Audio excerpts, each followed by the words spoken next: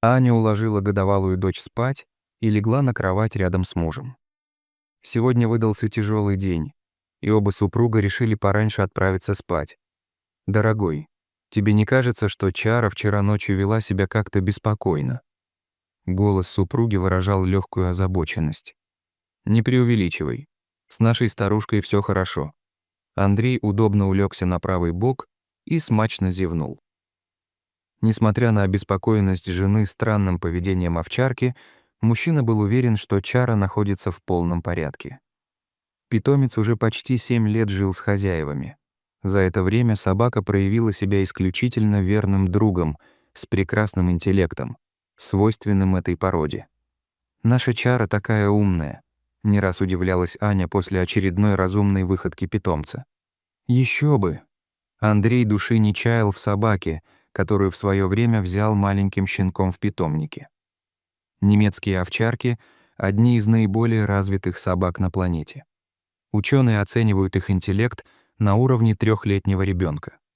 Удивительно, но глава семейства, не имея даже углубленных знаний о собаках, совершенно серьезно считал себя экспертом в этом вопросе. По всей видимости, все любители домашних животных так глубоко сливаются с ними, что готовы делиться со всем миром своими познаниями. С появлением в семье дочки Верочки Чара сразу же сменила свое место в квартире. Теперь она основное время суток находилась не на коврике возле кровати супругов, а возле изголовья кровати малыша. И вот уже Верочке исполнился год. Девочка могла похвастаться не только прорезавшимися передними зубами, но и настоящей дружбой с Чарой.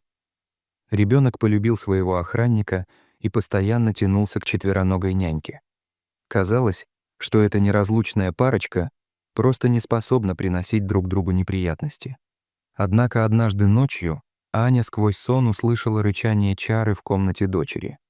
Тогда она не до конца осознала этот момент и в силу глубокого погружения в сон не проснулась. Лишь утром у нее остался некий осадок из впечатлений. Но увидев Чару и Верочку в прекрасном настроении, молодая женщина и вовсе забыла об этом эпизоде. «Может, приснилось просто что-то страшное?» — подумала тогда Аня. Но и на следующую ночь бдительная хозяйка смогла услышать рычание Чары. Молодая женщина встала с постели и вошла в детскую. То, что она увидела, потрясло ее до глубины души. Огромная овчарка находилась в стойке на задних лапах напротив дочери, которая проснулась и стояла, держась за спинку кровати. Девочка испуганно смотрела на своего четвероногого друга и тянула к нему свои ручки. «Чара, фу!» — выкрикнула обеспокоенная мать. Пришлось повторить команду несколько раз, после чего агрессивная собака перестала громко рычать. Однако она возбужденно смотрела в сторону девочки. По всем приметам было видно, что овчарка негативно реагировала на какой-то фактор, связанный с ребенком. Аня забрала дочь из кроватки и унесла в свою комнату, а собака так и осталась в детской. Это, по мнению хозяйки, было ей наказанием за неправильное поведение.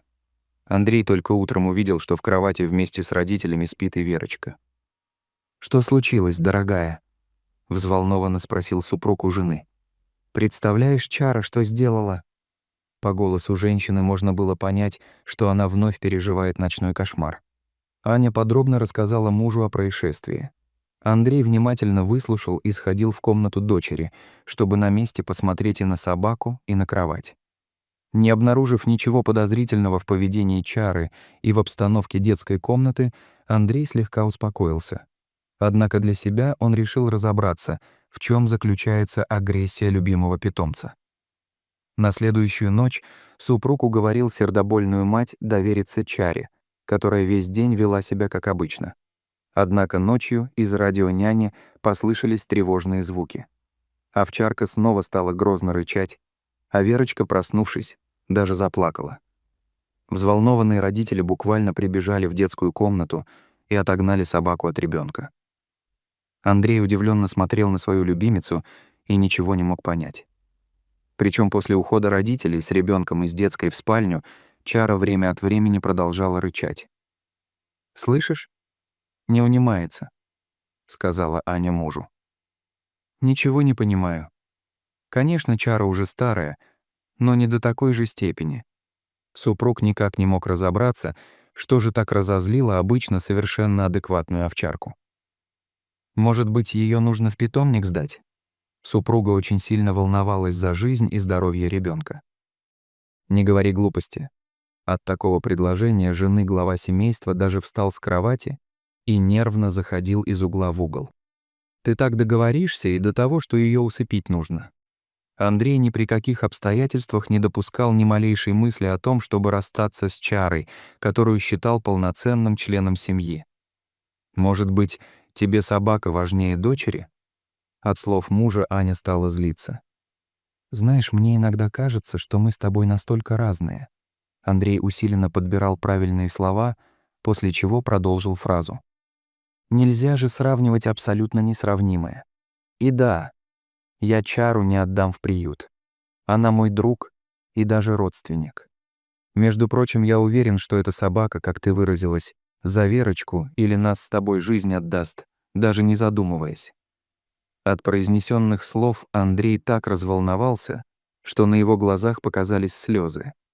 Ты всегда все драматизируешь, если дело касается Чары. Обычная собака. Раньше была умная и добрая, а сейчас все. Аня так и не смогла договорить заготовленную фразу, так как Андрей, избегая ссоры с женой, вышел из спальни на кухню. Чара услышала хозяина и голосом позвала его к себе, но Андрей был так расстроен, что не послушал питомца и закрылся на кухне. Конечно же, такое поведение хозяина расстроило собаку, но даже это не остановило четвероногого друга. Чара еще долго продолжала рычать в эту ночь. А ведь еще совсем недавно все члены семьи души не чаяли в Чаре, которая платила им верной службой. Во дворе все любители собак хорошо знали эту овчарку. Она не только была отлично воспитана и не представляла никому угрозы, но и часто выполняла роль гаранта безопасности для детей и других домашних питомцев. На ее счету были случаи, когда она буквально из-под машины вытаскивала и растерявшегося котенка, и даже несмышленного ребенка. В последнем случае она спасла малыша, который отошел от увлеченной беседы с соседкой мамаши и чуть не оказался под колесами автомобиля. Водитель сдавал задним ходом, пытаясь припарковаться возле детской площадки, и не заметил ребенка. И только бдительная Чара увидела намечающуюся трагедию и в 2 прыжка оказалась возле мальчика. Овчарка схватила его зубами за шиворот и резко оттащила в сторону.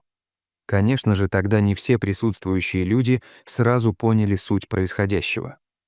«Смотрите, собака ребенка укусила!» — выкрикнула женщина, которая увидела лишь окончание эпизода. Кто ее хозяин? Почему она без намордника? Нужно заявить на этого собачника. Раздались голоса с разных сторон. И только один мужчина, который стоял на балконе 3-го этажа и видел всю картину, выкрикнул водителю того автомобиля. «Эй, сосед!» В его голосе чувствовалась настоящая тревога. «Ты чуть ребенка не задавил. Если бы не Чара, то сейчас произошло бы ужасное». Вышедший из автомобиля водитель смотрел на собаку, которая уже отпустила спасенного ребенка и стала рычать на источник угрозы. Андрей успел подойти к Чаре и погладил ее по холке. Мама округленными от ужаса глазами смотрела то на Андрея, то на владельца автомобиля, не понимая, на кого нужно обрушить свой гнев. «Не стоит благодарности», — сказал Андрей и, взяв питомца за ошейник, повел домой. Тогда весь двор обсуждал этот случай. Чара по-настоящему стала героем многочисленных рассказов жильцов этого дома. Тогда Андрей познакомился и со своим соседом с 3-го этажа. «Николай Семенович, а ведь без вашего участия те женщины еще и меня с Чарой посчитали бы виноватыми». Андрей не переставал удивляться человеческой природе. Николай Семенович не относился к болтливым мужчинам. Убежденный холостяк всю жизнь прожил без семьи. Мужчина среднего возраста был биологом по образованию и в качестве душевного успокоения разводил различных экзотических насекомых. Тогда он расщедрился и показал Андрею свою гордость — комнату, уставленную различными стеклянными емкостями с удивительными представителями экосистемы нашей планеты. Здесь были собраны насекомые со всех частей света, включая и ядовитые экземпляры. «Удивительный вы человек, Николай Семенович», — сказал Андрей, с интересом разглядывая всевозможных жуков, паучков и других необычных насекомых. «Даже не верится, что все это водится рядом с нами». «Ну, не совсем рядом», — улыбаясь, отвечал биолог. «Человек делает все возможное, чтобы все виды держались от него подальше». «Да, цивилизация не терпит естественную природу», — философски заключил Андрей. Во дворе многие знали Аню и Андрея только потому, что они выгуливали Чару. Именно породистая и умная овчарка стала любимицей всех жильцов. «Смотрите, хозяин Чары идет с работы», — часто слышалось вслед Андрею. «Чарочка моя ненаглядная, никогда тебя не предам. Если ты заболеешь или станешь старенькой, то я придумаю, как поступить. В конце концов, в деревне живут мои родители. Отвезу тебя им и буду навещать каждую неделю». В мыслях Андрея не было строгости. Однако молодой человек приготовился составить четкий план. Андрей встретился с другом и решил обсудить возникшую проблему. «Миша, вот скажи мне, как собачник собачнику? Что-то с Чарой случилось?» Сразу же встревожился товарищ, который в свое время и посоветовал взять в питомники именно этого щенка. Андрей начал рассказ. С некоторых пор по ночам она стала вести себя агрессивно. Рычит и даже лает на Верочку, когда она спит. А ведь еще недавно Чара была так внимательна к ней. Да ты и сам все знаешь. Михаил прекрасно знал и саму породу, и лично Чару, поэтому мог судить об овчарке не понаслышке. Тут нужно учитывать все детали, никаких обобщений. Сам говоришь, что агрессия возникает только в темное время суток. Причем началось все недавно. Следует внимательно проследить за Чарой, может на камеру снять, а потом все просмотреть с момента возникновения такого нехарактерного поведения. Уверен, что причина кроется не в собаке, а именно в обстановке, посоветовал друг. Я тоже так считаю. Ты меня успокоил. Только Аня больше и слышать не хочет, чтобы Чара охраняла ночью Верочку. Боится очень. Андрей задумчиво почесал подбородок. Сам спи вместе с дочерью и собакой.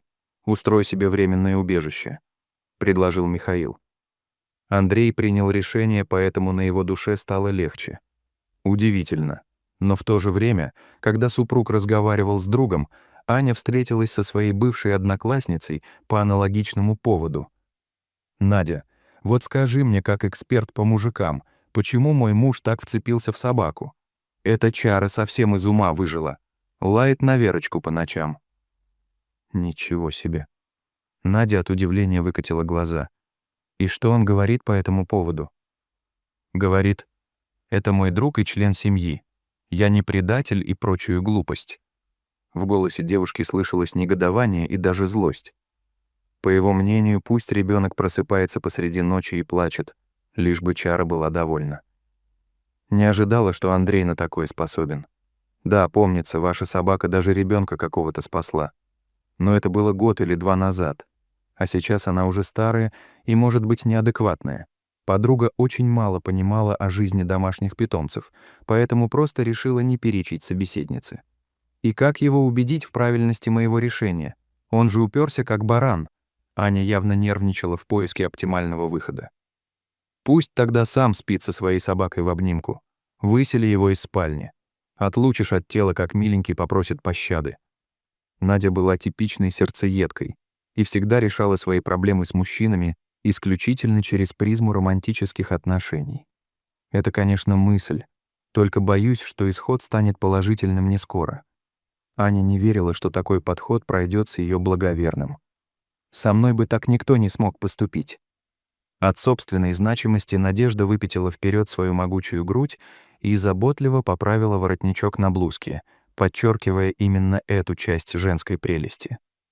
«Да-да», — задумчиво согласилась девушка. В ее голове уже начинал созревать собственный план. А вечером после ужина супруги решили обсудить новую тактику поведения. «Милый, ты же понимаешь, что я не позволю собаке оставаться с Верочкой наедине. Аня твердым взглядом смотрела прямо в глаза мужа. «Я тоже хотел тебе сказать, что теперь ты какое-то время одна поспишь в спальне. В детской будем ночевать мы с дочерью и Чарой». Андрей спокойно выдержал взгляд супруги. «Ты серьезно? В голосе жены послышалась беспомощность. «Я хотела его сама наказать, а получается, он меня». В мыслях молодой женщины царил полный хаос. Серьезнее не бывает. Мы что-то упускаем, возлагая ответственность на Чару, которая защищает Верочку. Андрей поцеловал супругу в щеку. Тогда в голосе женщины почувствовалось некоторое разочарование. Аня переживала настоящее потрясение из-за равнодушного отношения супруга к мысли о раздельном ночлеге. И вот освещение во всех комнатах квартиры погасло. Аня, поворочившись сбоку на бок и погоревав на тему о супружеских обязанностях, наконец-то уснула. Часовая стрелка перевалила за полночь. И вот спокойно лежащая на полу Чара открыла глаза. Безупречный охранник сделал несколько чутких вдохов и навострил уши. А уже через мгновение бдительная овчарка стояла на 4 лапах возле кроватки Верочки и начала грозно рычать. Андрей мгновенно проснулся и включил заблаговременно приготовленный фонарик. Он не стал пользоваться верхним светом, чтобы не разбудить ребенка. К тому же, направляя луч в ту сторону, куда смотрела Чара, можно было точно выявить сектор с исходящей угрозой. «Ничего себе!» — вырвалось вслух у молодого человека, когда он увидел в углу стены темное пятно, которое шевелится. За одно мгновение Андрей успел и включить верхний свет, и откатить кроватку в сторону от источника угрозы. На шум и освещение прибежала Аня. Теперь родителям стало очевидно, что Чара рычала на находившегося рядом с детской кроваткой большого мохнатого паука. Это черное чудище в темноте полностью сливалось со стеной, и его было невозможно увидеть. И лишь чуткое обоняние овчарки позволило обнаружить угрозу. «Убей его!» — жена держала наготове тапочек. «Подожди». Андрей взял мухобойку и поднес ее к пауку. Насекомое, перебирая длинными лапками, залезло на приставленную к нему рукоять. Андрей изловчился и стряхнул его в банку, закрыв тут же крышку. «Всё, жена, Верочке больше ничего не грозит», — сказал шепотом супруг и, выключив верхний свет, вышел из комнаты. Верочка даже не успела проснуться, а Чара с большим удовольствием размахивала пушистым хвостом и терлась об ногу хозяина. На следующий день Андрей зашел в гости к Николаю Семеновичу. Черный каракурт по имени Пашка. Он сбежал от меня несколько дней назад. Я уже думал, что он погиб где-то. Николай Семенович на секунду задумался, после чего округлил глаза и с ужасом прошептал: «Он же ядовитый. Смертельно». Андрей начинал злиться. «Простите меня». Биолог схватился за голову. Конечно же, Андрей не стал посвящать супругу во все подробности. Он лишь сказал, что вернул пропажу профессору. «Андрей, ты такой умный и добрый». Девушка с любовью смотрела на мужа. К супругам подошла Чара. «Прости меня, подруга». На глазах Ани появились слезы. Из комнаты раздался детский голос. Верочка тоже звала к себе свою подружку. Дорогие зрители, что вы думаете об этой истории? Расскажите, пожалуйста, в комментариях. А если вам понравилось это видео, то ставьте лайк и подписывайтесь на наш канал. До свидания.